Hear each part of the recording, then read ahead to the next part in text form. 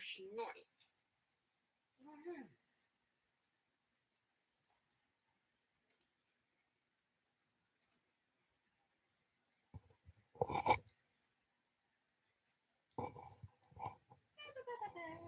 Let me get my lights going here. There's a few. We got CaKeY news.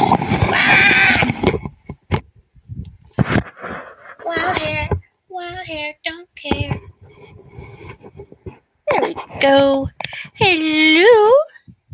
Welcome to CaKeY news. Hey, little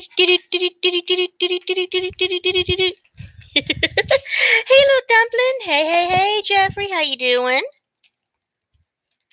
Gonna wait for a few more people to come in before we start the CaKeY news. We'll get a few more people in here because I don't want to start until we get a little more in here. Got the lights. Oh, somebody here. TD, okay. I hope y'all are doing good today. Can y'all hear me? Hey, Justin. Mariska, how you doing, hun? Boop, boop, boop, boop, boop. Boop, boop, boop, boop, boop. CaKeY news. Can y'all hear me okay? Just want to make sure y'all can hear me okay.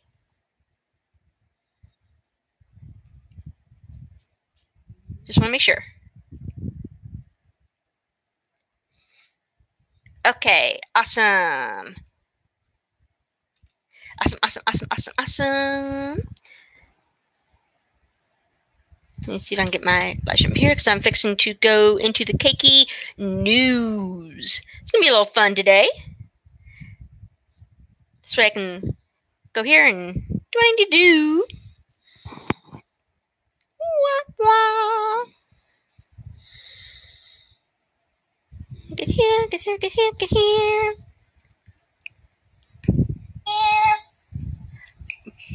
I really sound like that. Okay. Are we ready for some CaKeY news? CaKeY news today. Okay. So. What? Hold on. Make sure I can see the chat. Hey, the good life. How you doing, hun? All right. Okay. Now, like I said, this is going to be kind of funny news. So, here we go. Now, was the first Thanksgiving a hookup? New clues arise. By BSN News staff, Thanksgiving is a popular national holiday, bursting with historic, periodic, patriotic, and religious significance for many Americans, according to longtime legend. In 1621, the Pilgrims, roar, hey lion, the Pilgrims, immigrants from England, having spent a year establishing their new colony off of Plymouth in what is now the state of Massachusetts, got together with a local Native American tribe to share the harvest and feast, thanks to peace and plenty. But, oh, thank you. Now I send my love back. Haley, aka Beautiful Disaster, how you doing? We're doing CaKeY news today. We're live. Okay. Peace and plenty. But the food was food the only thing shared? Or was there a lot more going on at that 3-day party? Growing evidence, turkey, indicates that there was indeed more. Hey, Tima, how you doing? Welcome to CaKeY News. That there was more, indeed, social interaction between the Pilgrims and the local Native Americans. And that is inspired sparks of romantic attraction between individuals in the two communities. The pilgrims. Oh, thank you. Appreciate it. Appreciate it. Much, much love and heart hands. Heart hand, heart hand, heart and heart and heart hands. It's just fun news. It's made up. Pilgrims have always been portrayed as repressive, sexually repressive due to their strict Calvinistic faith. But the truth is that in some way they were actually quite active in that department. Hey, Mom and Wifey Vlog, how you doing? Yes, support everyone, support everyone, support everyone. Heart, hand, and cakes. Welcome to CaKeY News. Said anthologist Dr. Richard Breiter, part of the team of scientists from Ottawa's Chasten's University, excavating a 1-acre Plymouth plantation area believed to have been the site of the first Thanksgiving bash. Go girl, hey, how you doing, hon? Welcome, welcome, welcome to CaKeY News. Having some fun here.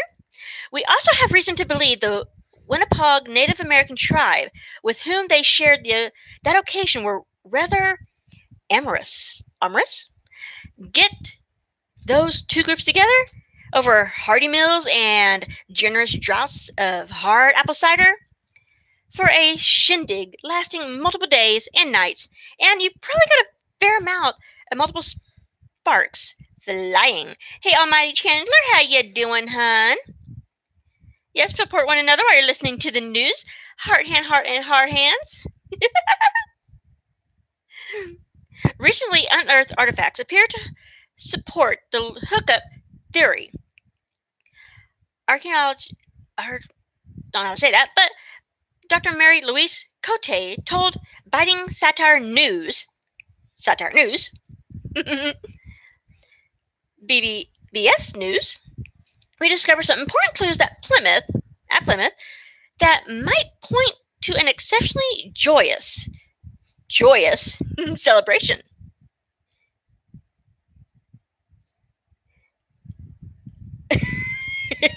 Yep.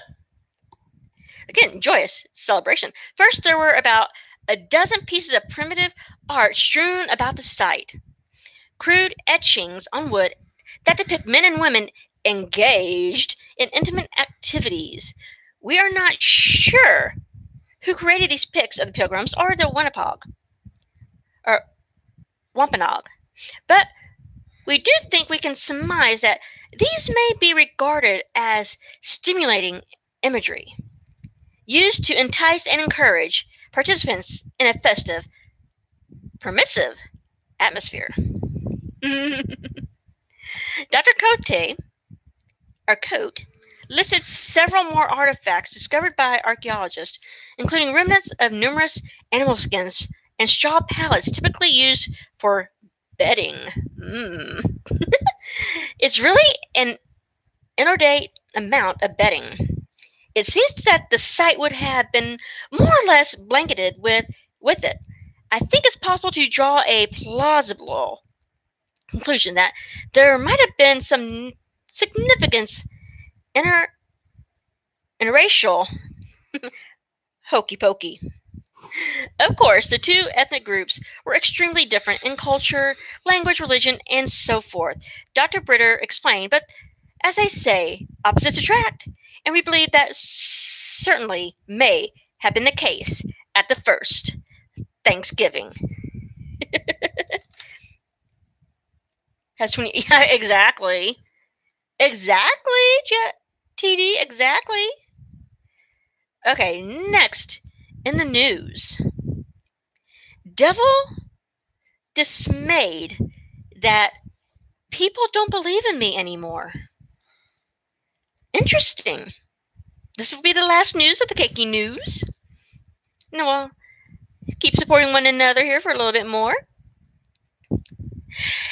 It started just after Halloween, he said. Week by week, it had gotten steadily worse. But this time, it was just depressing. Oh, if you want more news, press 1. Hey, Big Pickleman, how dare they Trump mask. Ah! Even the hair. The hair has got a lot of play. People went to a lot of trouble to get the hair right. A lot more, even than in the years of Obama ears and Hillary pantsuits. Don't even get me started on the shirtless Putins. And this costume thing is just the tip of the iceberg. Yes, the tip of the iceberg. It's just one more indication that I'm being forgotten.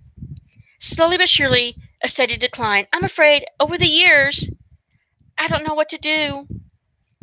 Indeed, a recent Wallet poll shows 73% of Americans do not believe that Satan exists.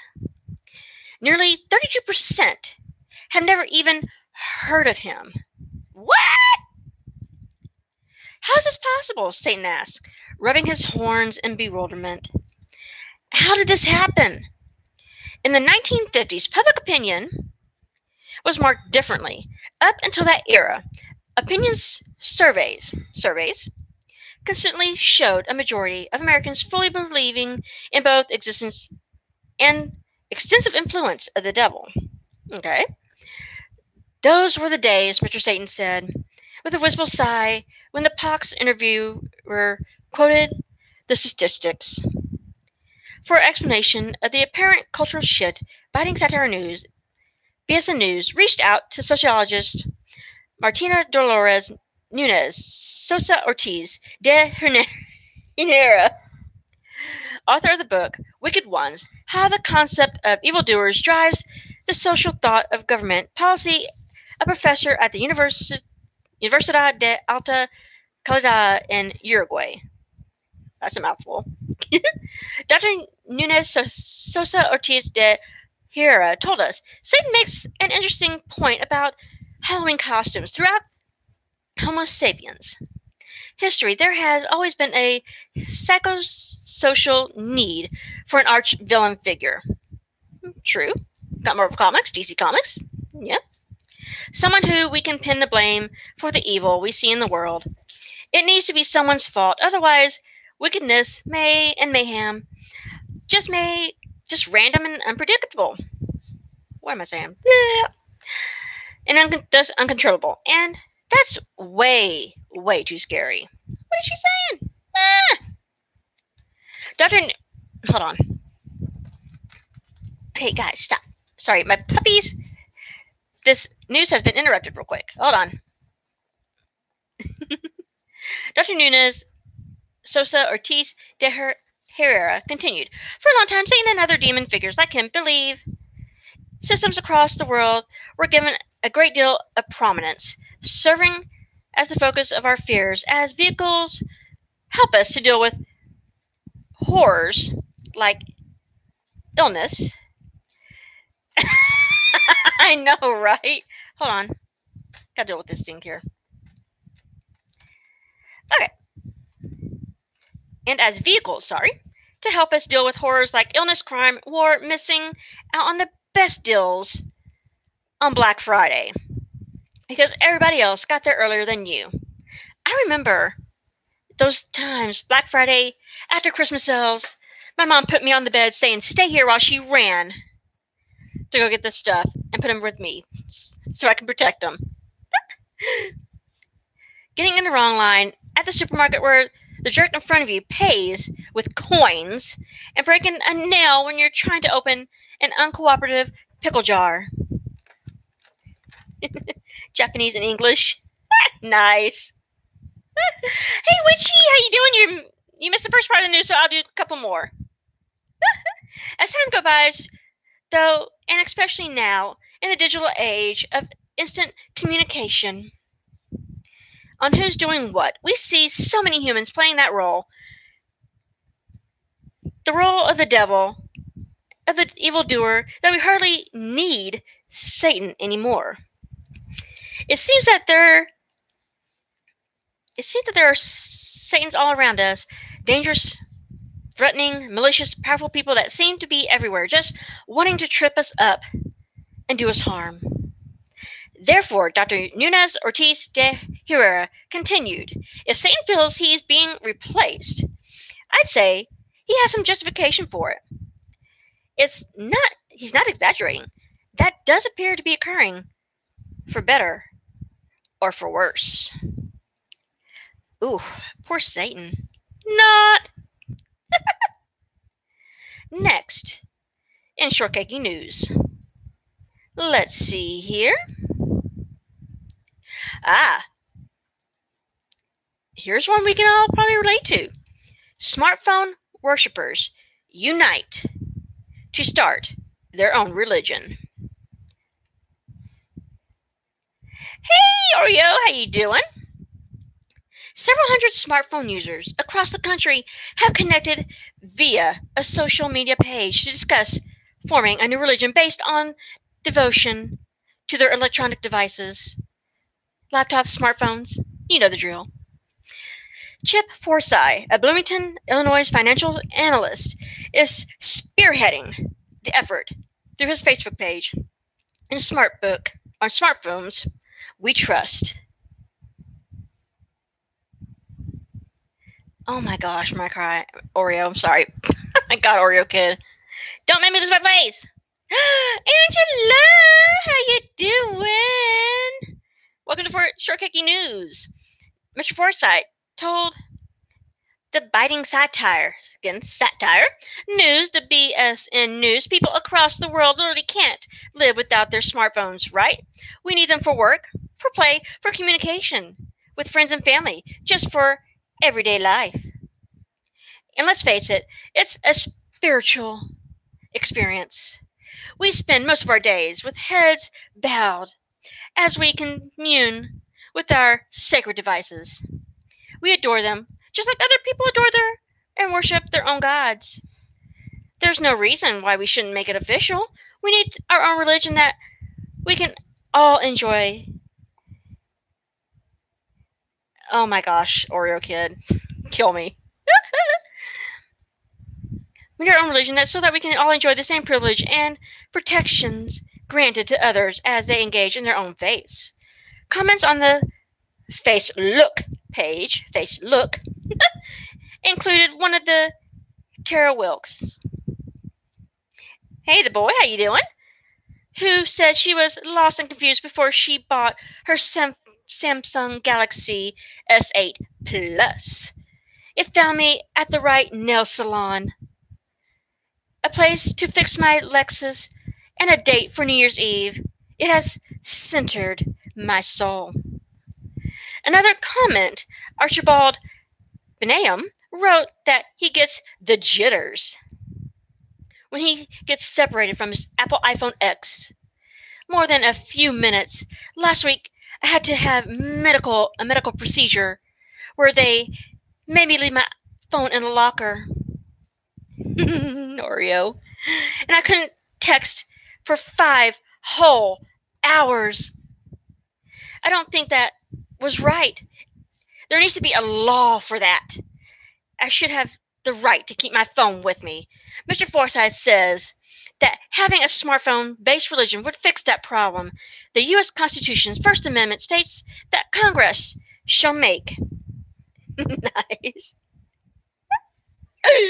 Congress shall make the laws respecting as an establishment of religion or prohibiting the free exercise thereof or abide the freedom of speech or the press or the right of the people peacefully to assemble and a petition to the government for a redress of grievances. Under that umbrella, said Forsyth, the smartphone. Oh my gosh, Oreo. Kill me. Under that umbrella, said Forsyth, the smartphone church members would have the right not only to keep their phones with them at all times, but they would also receive other benefits, such as paying no taxes on smartphone purchases, on connection and service fees, nor on properties acquired by the faith organizers for religious practices. I know, shaking my head too, what cheap. Forsyth maintains that smartphone worship will easily fix the requirements for an official religion, such as being distinct from other faith groups, having a clear history and its own creed and worship practices. Aw, much love to all. Make sure you're supporting others while the news is going. Share the cakes around. His clear history in his own creative worship practices. He hopes to apply for legal status within the next few months. Right now, I can't because I'm doing an X-Man marathon on my Google Pixel XL, he explained. Mr. Forsyth added that he and his followers have not yet decided on a name for their proposed new religion. We're still talking about it and are open to suggestions. The fact that one of our members is developing an app.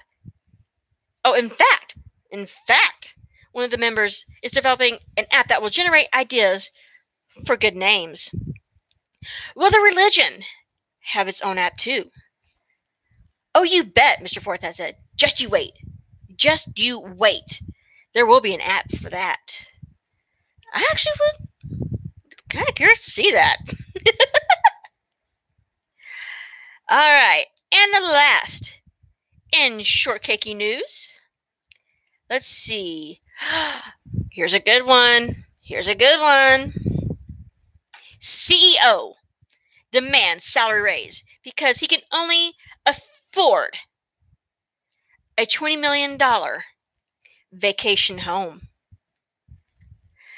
This is so discouraging. Jake Leitner lamented to his real estate agent as they toured a 10. Oh, is that right now? We're doing short CaKeY news. Leitner, his real estate agent, as they toured a 10-bedroom home, oceanfront estate in Fort Lauderdale, Florida. This is a very nice place, but it's just not up to par with our needs. Really? 10-bedroom home? What do you do for that?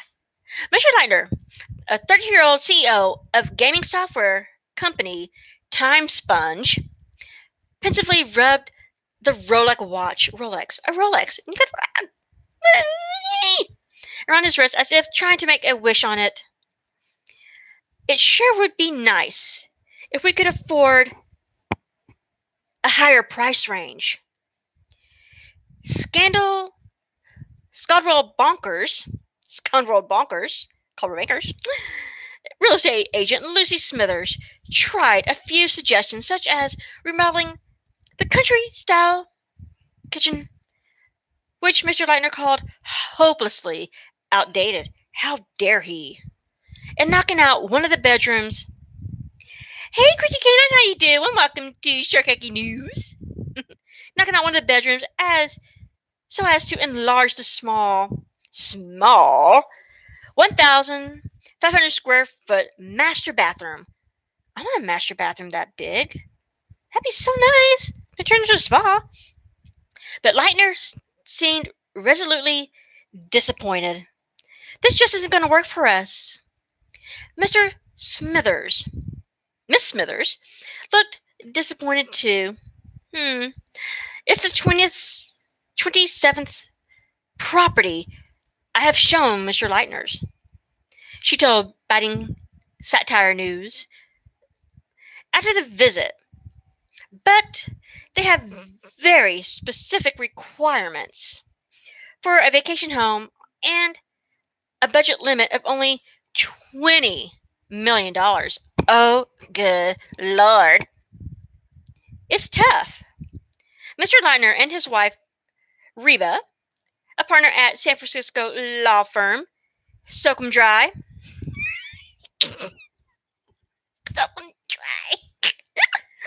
Had plenty of company. Smithers said among Hey Rudy Mango.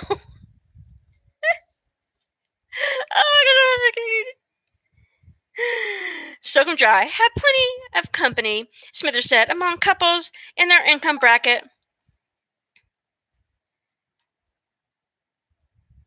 Okay, we'll get to that in a minute. I'll message you on that. Oh my gosh. A law firm, kind of couples in their income bracket who come to her seeking a lot more house than they can get even at the stratospheric prices they're able to pay. Wow. What I hear again and again, says Miss Smithers, is that one or both of the spouses is going to ask their employer for a raise so that they can afford exactly what they want for the vacation property. It's the only solution to their problem. Wow, you had that much money and this only. Wow. Miss Smithers predicted that Mr. Leitner, as Miss Smithers predicted, Mr. Leitner soon approached the Time Sponge Board of Directors. All hail the directors. All hail the directors.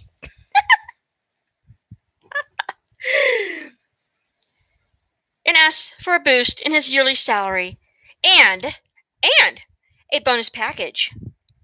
I feel that my family and I are at a wrongful disadvantage in the housing market, he wrote to the board of directors in a letter that obtained by the BSN News. It's extremely competitive. My wife and I are consistently undercut and outbidded by buyers who have proper resources at their disposal. My earnings should reflect my central position at TimeSponge in order to create the vacation home opportunities I deserve. Snobbish much?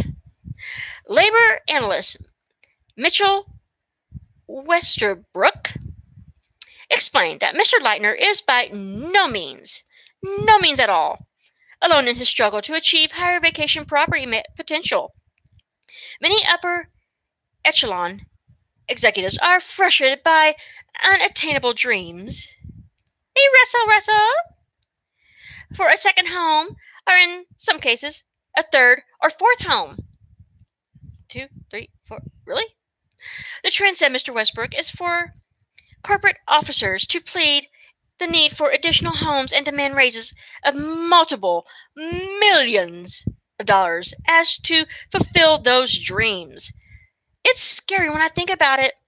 What could have happened to us?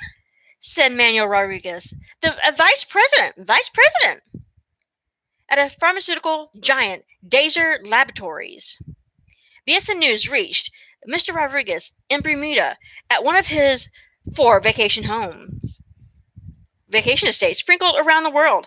I was almost deprived of this purchase by an underperforming salary. I choose to speak out about the injustice, standing up for employee rights, refusing to be victimized. And thank goodness my company responded wisely with a salary boost. Mr. Rodriguez is now a founding member of CEOs United, an employee advocacy organization dedicated to protecting the well-being of our nation's top business leaders. According to a description on its website, others are not so fortunate, Mr. Westbrook reports. They lose out on their vacation home needs and spend their lives in a funk. It's been crushing, Mr. Leitner admits. My wife and I really pined our hopes on finding a suitable vacation place. But so far, those hopes have been dashed. I really hope the board comes through with the raise. Until then, our future is uncertain. They have it so hard, don't they, guys? Next and the last on the news, we have, and I know, right, Christy? I don't know if I should have 18 or up on this, but here we go. 50 Shades of Dumb.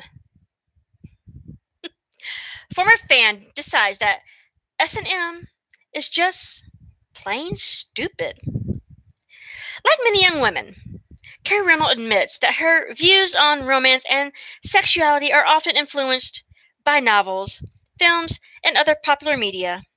Whose isn't? After I saw Titanic when I was 13, I was all about finding that cute guy who would take my virginity in the backseat of a vintage car, then save me from a sinking ship, said the 24-year-old Wisconsin insurance agent. Oh, And I also wanted to do that thing where she's on the bow thing, the bow, I guess it's the bow thing of the boat, and the wind blowing in her hair, and the big waves underneath them, and all that. Later, Reynolds' preferences changed. Ooh, let's see. I saw the 50 Shades of Grey movie when I was 20, and it made me want to do that kind of stuff. The S&M and whatever, or just the M for me, it would be a problem to do the S. The part would make me feel like so mean. But the M part, that I could do. Miss Reynolds said that after watching the movie about 8 times, she said, 8 times, she started identifying with the protagonist played by Dakota Johnson. I wasn't really turned on by her boyfriend, the gray guy, she explained, because really, he was mean. But I guess I just sort of followed what the girl was doing and how she felt. The movie made me feel like I should do the M stuff. It seemed like a cool thing to do. Like, it was something I should be excited by, whether or not I really was. Soon, soon, she found a sadistic boyfriend, a master, who was happy to oblige. He was mean, she admits, but that was part of the whole thing in the movie, so it felt like normal. After 3 months in the S&M relationship with the mean boyfriend, Miss Reynolds said she had a change of heart one day in the middle of their intimate activities. You know how you're supposed to have a safe word that you can say when you've had enough of what the S person is doing? Well, suddenly I realized that my safe word should be get your mean effing hands off of me, you effing at the what the effing L do you think you're gonna do with that effing whip? This isn't cool. This is just plain effing stupid. Miss Reynolds broke up with the sadistic boyfriend. She canceled her subscription to Machoism Today magazine. She tossed her DVD of the 50 Shades of Grey movie in the trash, but not before smacking it around a few times, tying it to the bed frame and telling it, "You're a very, very bad movie and deserved to be punished." Who